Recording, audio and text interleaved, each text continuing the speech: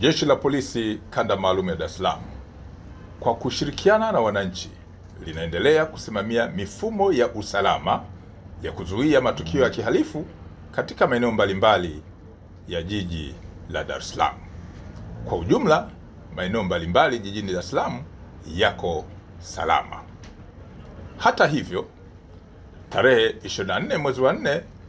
mwaka huu wa 25 majira ya saa 5 asubuhi huko maeneo ya Coco Beach, Oyster Bay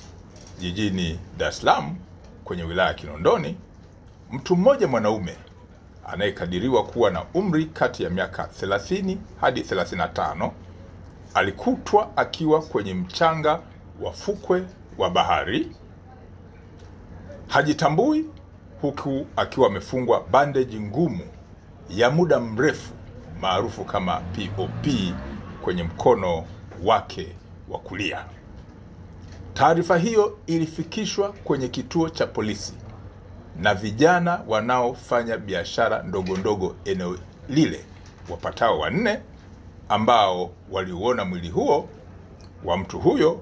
ambaye hawamtambui wala hawajui makazi yake ni wapi. Polisi walifika eneo la tukio na kumchukua mtu yule, na baada ya kufikisha kwenye hospitali ya Mwananyamala ilitambuliwa na madaktari kwamba mtu yule alikuwa tayari amepoteza maisha. Chanzo cha kifo chake kinachunguzwa, lakini kujua mtu huyo ni nani, anatokea wapi, lakini alikuwa akipata matibabu wapi kuhusiana na mkono wake ule wa kulia ambao ulikutwa ukiwa na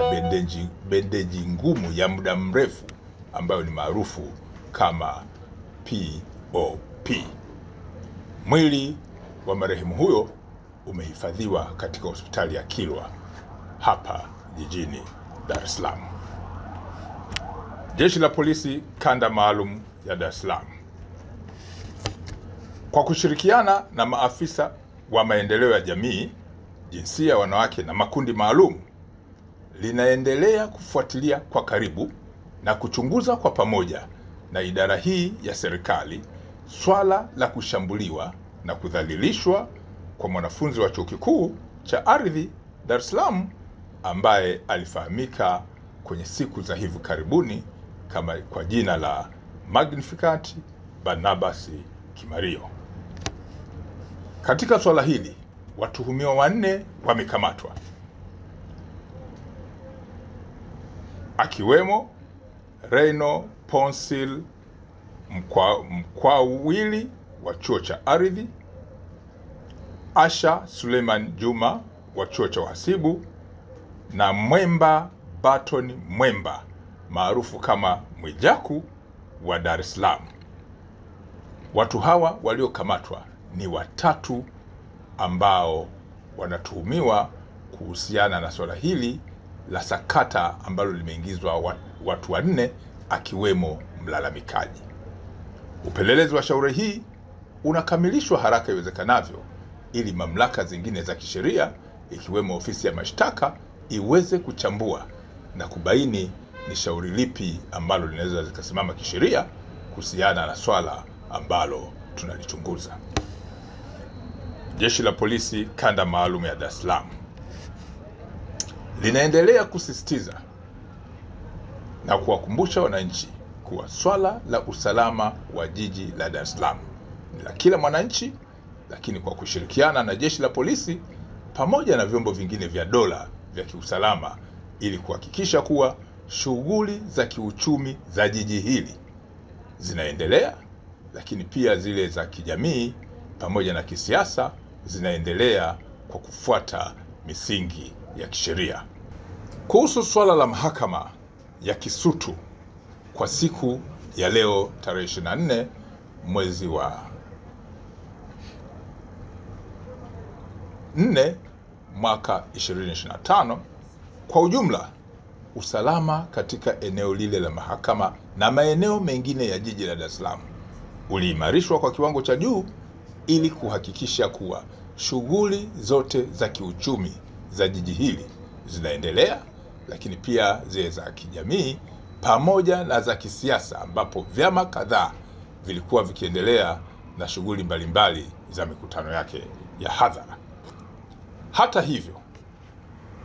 kutokana na matishio mbalimbali ambayo yalikuwa yametolewa na kupatikana kwa taarifa mbalimbali, jeshi la polisi lililazimika kuwazuia na kwenda kuwahoji baadhi ya watuhumiwa katika matishio ya swala la usalama katika mahakama ile, wakiwemo watu wafuatao. Watu ambao walikamatwa na kwenda kufanyiwa mahojiano kwenye kituo cha polisi cha Oysterbay pamoja na kile cha Mbweni Mabwepande ni pamoja na John Heche, lakini pia John Mnyika,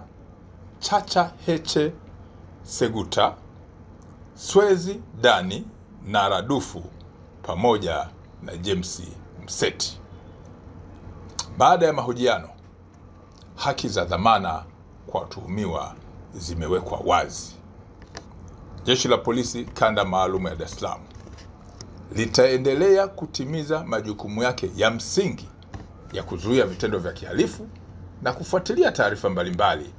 lakini huku likizingatia misingi ya haki pamoja na sheria za nchi.